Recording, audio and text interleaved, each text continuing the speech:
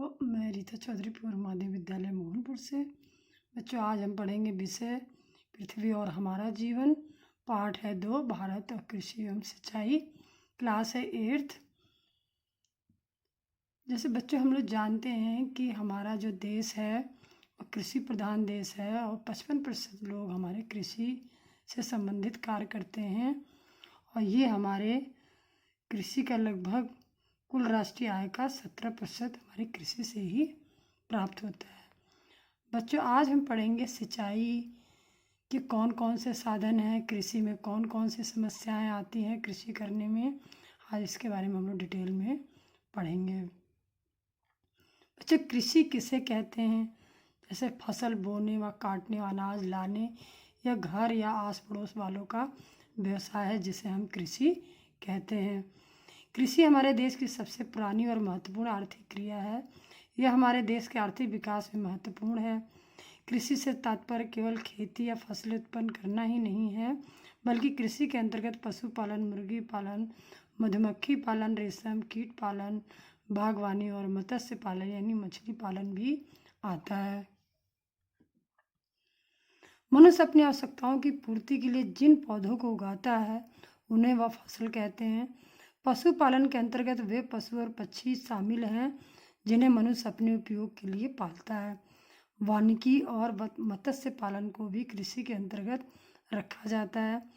पुराने समय से लेकर अब तक खेती करने के तरीकों में बहुत अंतर आया है। पहले गांव में खेत जोतने के लिए बैल का प्रयोग किया जाता था, अब इस कार्य के लिए ट्रैक्टर का प्रयोग किया जाता है। यह कृषि के आधुनिक साधन है। बच्चों, ये है खेती का पुराना तरीका, जो लोग बैल और हल से किसान खेत जोतता था, ये पुराना तरीका है। ये हमारा आधुनिक तरीका है जिससे खेती की जाती है, ट्रैक्टर से जुताई की जाती है, जिससे हमारे समय और धन का बचत होता है और कार्य भी जल्दी हो जाता है।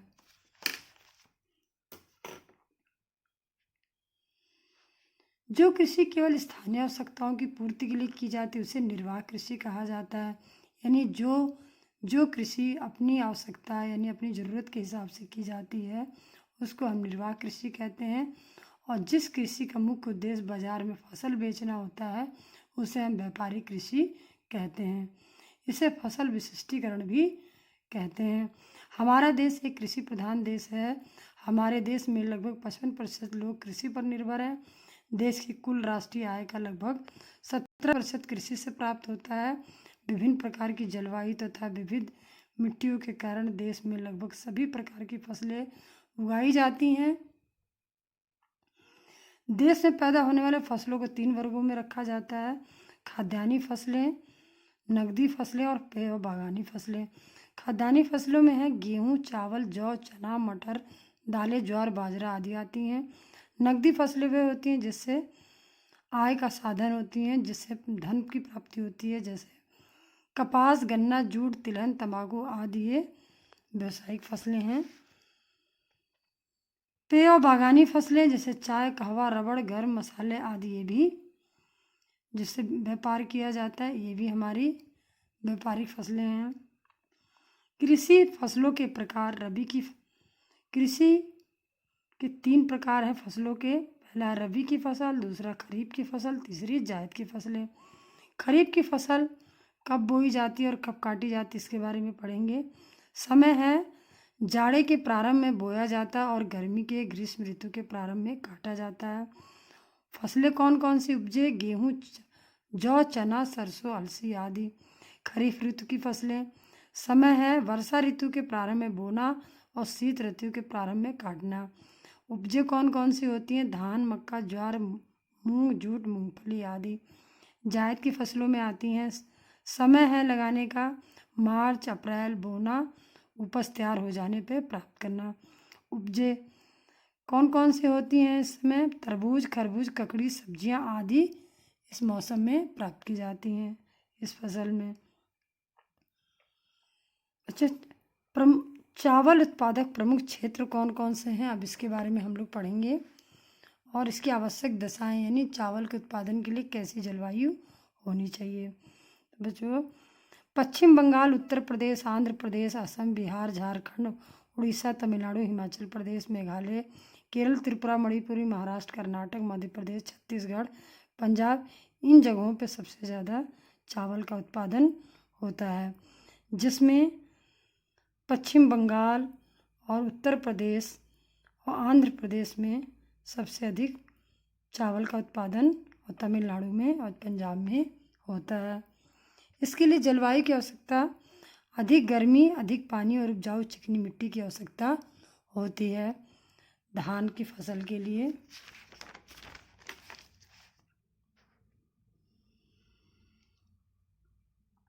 भारत विश्व का लगभग 22% चावल का उत्पादन करता है। चीन के बाद भारत का विश्व में चावल उत्पादन में दूसरा स्थान है। वो ये एरिया है जहाँ पे चावल का उत्पादन होता है, जैसे उत्तर प्रदेश, ये हमारे ये नक्शे में हम मैप में देखेंगे तो ये हमारे नक्शे में यहाँ पर उत्तर प्रदेश है जो 13% चावल का उत्पादन उत्तर प्रदेश के लिए करता है। ये है बिहार जहाँ 7% लगभग चावल उत्पादन करता है। ये हमारा पश्चिम बंगाल है, लगभग 15% चावल का उत्पादन पश्चिम बंगाल में होता है। और हमारा ये है आंध्र प्रदेश, यहाँ पर भी लगभग 13% चावल का उत्पादन आंध्र प्रदेश में होता है। तमिलनाडु में लगभग 9% चावल का उत्पादन होता है। ये हमारे अधिक उत्पादन वाले एरिया हैं। और ये जो नक्शे में आपको ग्रीन ग्रीन दिख रहा है, ये जितनी भी ग्रीन ग्रीन बने हुए हैं ये सब चावल उत्पादक राज्य हैं हमारे। ये हमारे धान की रुपाई हो रही है, ऐसे रुपाई की जाती है। चावल की खेती, चावल भारत में 7,500 वर्षों से भी अधिक समय से पहले से उगाया जा रहा है। गेहूं की फसल सबसे उत्पादन कौन कौन से राज्य हैं, तो प्रमुख उत्पादक क्षेत्र हैं और उत्तर प्रदेश जहाँ पे लगभग 32% चावल का उत्पादन, गेहूं का उत्पादन होता है। और ये चावल में भी अग्रणी राज्य है उत्तर प्रदेश, जहाँ पे अभी हमने पढ़ा था 13% चावल का भी उत्पादन होता है। और गेहूं में भी ये 32% अकेले उत्तर प्रदेश ही उत्पादन करता है।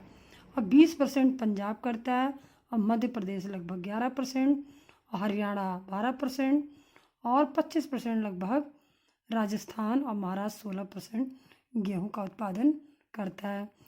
इसके लिए कैसी जलवायु और मानसून होनी चाहिए, इसकी दशाएं, तो दोमट मिट्टी, समान वर्षा होनी चाहिए, इसलिए सिंचाई की आवश्यकता होती है और पकते समय गर्मी की आवश्यकता होती है। तो ऐसे मौसम की ज़रूरत गर्मी, ना अधिक गर्मी और ना अधिक वर्षा, इसकी ज़रूरत गेहूं के फसल के लिए होती है।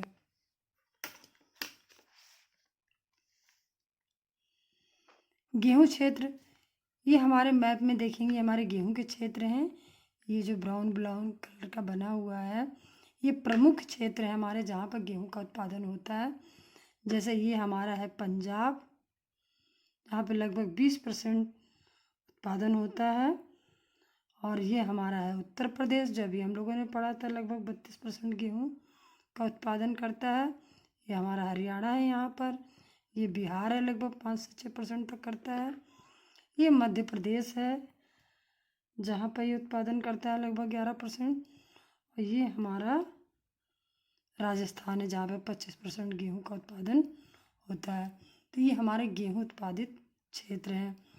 विश्व के गेहूं उत्पादन देशों में भारत का चीन के बाद दूसरा स्थान है। भारत में उत्तर प्रदेश राज्य का गेहूं उत्पादन में प्रथम स्थान है।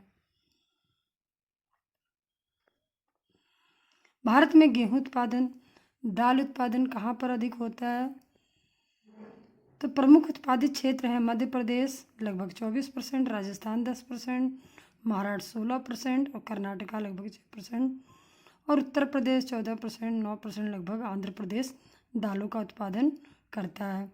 कैसी आवश्यकताएं होनी चाहिए, दशाएं कैसी होनी चाहिए दालों के लिए, तो प्रत्येक प्रकार की मिट्टी में अच्छी होती हैं, सामान्य वर्षा और कम मेहनत की आवश्यकता होती है। अन्य फसलों के लिए मिट्टी को अधिक उपजाऊ भी बनाती है। गन्ना उत्पादक क्षेत्र कौन कौन से हैं और इसकी दशाएं कैसी होनी चाहिए, तो गन्ना प्रमुख उत्पादक क्षेत्र हमारा है उत्तर प्रदेश, जो 39% गन्ने का उत्पादन अकेले उत्तर प्रदेश करता है। महाराष्ट्र 15% लगभग महाराष्ट्र गन्ने का उत्पादन करता है, 9% कर्नाटक करता है और तमिलनाडु 15% लगभग, पंजाब, हरियाणा, बिहार, झारखंड, गुजरात आदि ये जो राज्य हैं ये हमारे गन्ना के उत्पादन में अग्रणी हैं।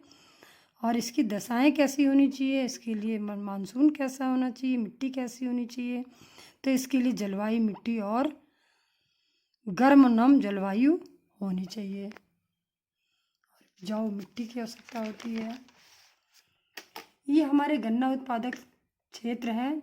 मैप में हम लोग देखेंगे ये है गन्ना की खेती और ये है हमारा पंजाब जहाँ पे होता है, ये है हरियाणा, ये है उत्तर प्रदेश में अकेले 39% गन्ने का उत्पादन होता है और ये हमारा है गुजरात, ये हमारा महाराष्ट्र है लगभग 15%, ये हमारा कर्नाटक है लगभग 9% जो उत्पादन करता है, ये हमारा तमिलनाडु है जहाँ 15 से लेकर 16% तक उत्पादन गन्ने का करता है।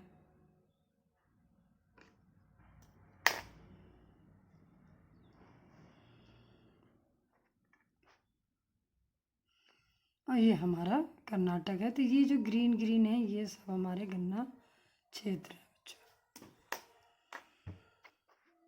अब हम बढ़ेंगे चाय के लिए कैसे कौन कौन से उत्पादक क्षेत्र हैं और क्या आवश्यक दशाएं होनी चाहिए। तो चाय हमें अधिकतर असम यानी 48% चाय असम में मिलता है, उगाया जाता है। पश्चिम बंगाल में 25%, मेघालय, अरुणाचल प्रदेश, उत्तराखंड, हिमाचल प्रदेश, तमिलनाडु में लगभग 16%, केरल में 8%। पहाड़ी ढालों पर चाय का उत्पादन होता है। इसकी दशाएं अधिक वर्षा और गर्मी, पहाड़ी ढाल जिसपे पानी ना रुके अन्यथा जड़ें गल जाती हैं, ऐसी दशाएं होनी चाहिए। कहवा या कॉफ़ी भी चाय की तरह ही एक पेय पदार्थ है।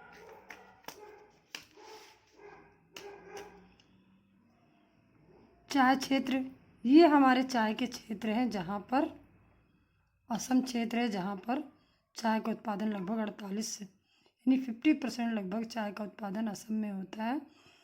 48.9 के लगभग यहाँ पर चाय का उत्पादन होता है। बाकी जो हमारा 16% लगभग है तमिलनाडु में भी चाय, ये आपको दिख रहा है यहाँ पे होता है। ये जो ब्लू कलर का है ये कॉफ़ी उत्पादित क्षेत्र है। जो चाय की विषय में एक कहानी है कि विश्व में चीन के लोगों ने सबसे पहले चाय पीनी शुरू की थी। शुरू में आदत केवल कुछ लोगों तक ही सीमित थी। प्रारंभ में इसे औषधीय पेय पदार्थ भी समझा जाता था। उपनिवेशवादी अंग्रेजों ने वर्ष 1829 ईस्वी में उत्तर पूर्व भारत के वनों में असम चाय की खोज कर ली थी। चाय के बड़े पैमाने पर खेती को चाय बागान या चाय बगाती कृषि भी कहते हैं। अच्छा, ये है चाय का बागान जहाँ पे लोग चाय के बागानों में काम कर रहे हैं। कपास यानी कपास उत्पादक क्षेत्र कौन कौन से हैं, इसकी कैसी दशाएं होनी चाहिए, कैसी जलवायु होनी चाहिए। तो हमारे प्रमुख कपास उत्पादक क्षेत्र हैं महाराष्ट्र, गुजरात, मध्य प्रदेश, पंजाब, तमिलनाडु, उत्तर प्रदेश, पश्चिम बंगाल व आंध्र प्रदेश व कर्नाटक व हरियाणा, ये हमारे कपास उत्पादक क्षेत्र हैं। इसी तरह से इसके लिए काली मिट्टी, गर्म व नम जलवायु और 100 सेंटीमीटर वर्षा अथवा सिंचाई की उचित प्रबंध या उपजाऊ मिट्टी चाहिए होती है। और इसी तरह जूट का उत्पादन कहाँ पर होता है, तो जूट अधिकतर असम, पश्चिम बंगाल, मेघालय, बिहार, उत्तर प्रदेश, उड़ीसा आदि में जूट का उत्पादन होता है। इसके लिए अधिक वर्षा और गर्म और नम जलवायु की आवश्यकता होती है। राष्ट्रीय आय किसे कहते हैं, किसी राष्ट्र में एक वर्ष के दौरान उत्पादित यानी उत्पादन वस्तुओं व सेवाओं का सकल कुल मूल्य होती है। यह किसी भी देश के विकास के स्तर को बताती है। नगदी फसल दूसरे के उपयोग अर्थात विक्रय यानी बेचने के लिए उत्पादित फसल जिससे नगद आय की प्राप्ति होती है उसे उपयोग कृषक नहीं करता। जो कृषि की कौन कौन सी समस्याएं हैं इसके बारे में हम लोग पढ़ेंगे। कभी बाढ़ आने पे तो कभी सूखा पड़ने पर खेती नष्ट हो जाने का भय बना रहता है। अच्छे बीज और खाद समय से ना पानी ना मिलने की समस्या भी होती है।